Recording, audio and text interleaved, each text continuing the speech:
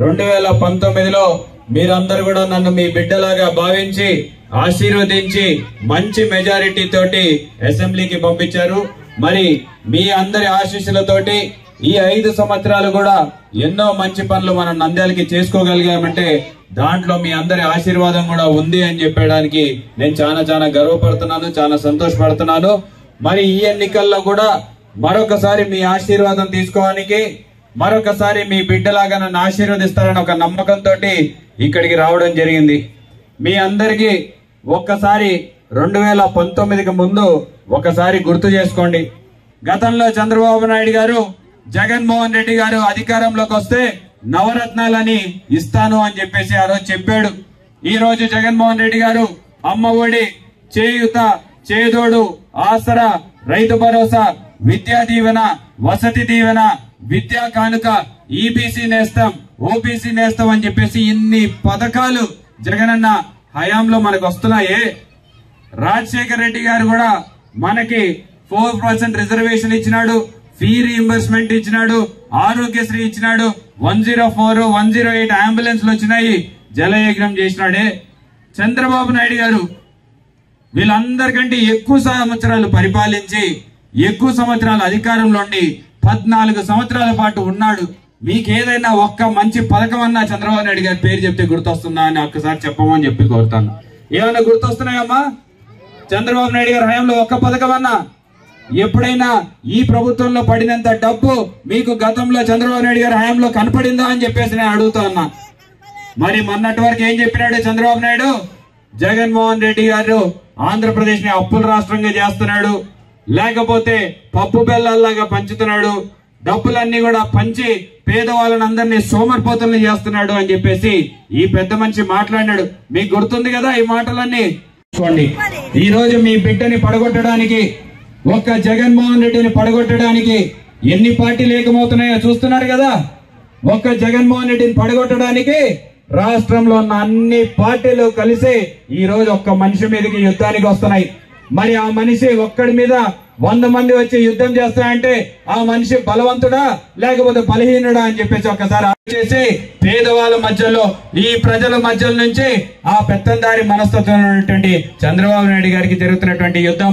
ఈ రోజు పేదవారికి మంచి జరగాలన్నా, వచ్చే 5 సంవత్సరాల పాటు బటన్ నొక్కితే మీ అకౌంట్లలో డబ్బులు పడాలన్నా సరే జగన్మోహన్ రెడ్డి గారికి మీరు ఇంకొక అవకాశం ఇవ్వమని చెప్పేసి మిమ్మల్ని అందరినీ కూడా విజ్ఞప్తి చేస్తున్నా.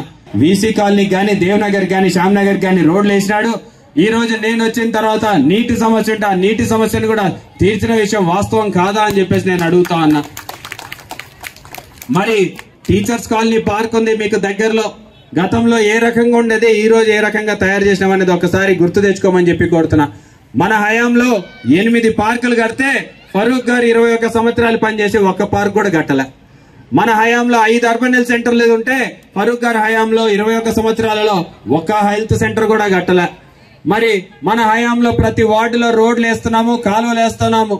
మన హయాంలో ఈ రోజు నంద్యాల నుంచి హైదరాబాద్ కి హైవే తీసుకొచ్చినాం, నంద్యాల నుంచి జమ్మలమడికి హైవే తీసుకొచ్చినాం. ఫరూక్ గారి హయాంలో ఏమీ తీసుకురాలే. మరి దాని తర్వాత ఫరూక్ గారి చక్కెర కర్మాగార శాఖ మంత్రికి కూడా పనిచేసినారు. ఆయన హయాంలోనే మన నంద్యాల చక్కెర ఫ్యాక్టరీని మూతేసినారు. ఆయన హయాంలోనే మన నంద్యాల నూలు మిల్లుని మూతేసినారు. మరి ఇంకొక శాఖ చేసినాడు, మైనార్టీ శాఖ.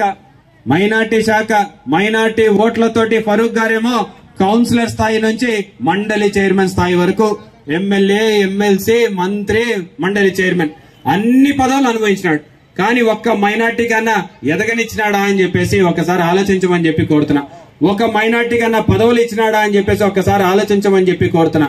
కానీ మీ బిడ్డ హయాంలో ఈ రోజు మున్సిపల్ చైర్పర్సన్ గా మైనార్టీ ఉన్నారు, ఈ రోజు ఎమ్మెల్సీగా మైనార్టీ వచ్చింది, ఈ రోజు 13 మంది కౌన్సిలర్లు మైనార్టీలు ఉన్నారు. అలాగే ఈ రోజు ఎక్కడ చూసినా సరే మైనార్టీ వార్డులలో బ్రహ్మాండమైన అభివృద్ధి చేస్తున్నాం. మైనార్టీ కాకపోయినా సరే ఈ రోజు ఉర్దూ జూనియర్ కళాశాల మనం తీసుకొస్తే ఆయన మైనార్టీగా ఉండి ఒక్క ఉర్దూ కాలేజీ కట్టలే, ఒక ఉర్దూ స్కూల్ కూడా కట్టలే. మనం ఉర్దూ పాఠశాలలు కడుతున్నాం, ఉర్దూ స్కూళ్లు కూడా కడతాం. మరి ఈ రోజు అన్ని రకాలైన పదవులు ఎవరు అనుభవించినారంటే ఫరూక్ గారు అనుభవించినారు. మనం ఏమో 3 సంవత్సరాలు ఎమ్మెల్యేగా మాత్రమే ఉన్నాం. అదే మనం గాని మంత్రి అవుతే మనం ఎన్ని పనులు చేయగలుగుతామో ఒకసారి ఆలోచించమని చెప్పేసి కోరుతా ఉన్నా. మరి జగనన్న హయాంలో 3 సంవత్సరాల్లో నంద్యాలని జిల్లా చేసుకున్నామా లేదా? మరి ఈ రోజు నంద్యాలని జిల్లా కూడా చేసుకున్న ఘనత మన పార్టీదైతే ఈ రోజు తెలుగుదేశం వాళ్ళ ఘనకీర్తిలు కూడా మాట్లాడుకోవాలి. మనం తెలుగుదేశం వాళ్ళు కూడా చాలా మంచి పనులు చేసినారు. మీరందరూ కూడా గుర్తు పెట్టుకోవాల్సిన పనులు వాళ్ళు కొన్ని చేసినారు. ఈ రోజు వాళ్ళు ఎటువంటి పనులు చేసినారంటే పేదవాళ్ళ కోసం ఇళ్ల పట్టాలు తయారు చేసి రాళ్లు బాతి ఇళ్ల పట్టాలు మీ చేతుల్లో ఉగాది నాడు పెడదామంటే తెలుగుదేశం వాళ్ళు కోర్టులో కేసు వేసినారు. పెద్ద ఘనకార్యం చేసినారని చెప్పేసి వాళ్ళు భావిస్తున్నారు.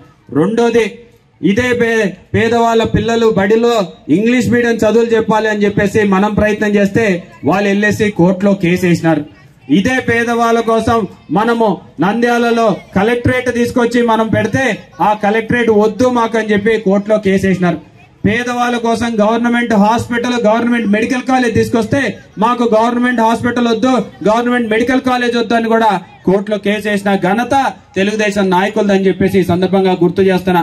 మరి పేదవాళ్ళకి అన్యాయం చేసినటువంటి ఆ తెలుగుదేశం నాయకులకి ఏం చేయాలి? మనం ఏ రకంగా బుద్ధి చెప్పాలి? ఏ రకంగా?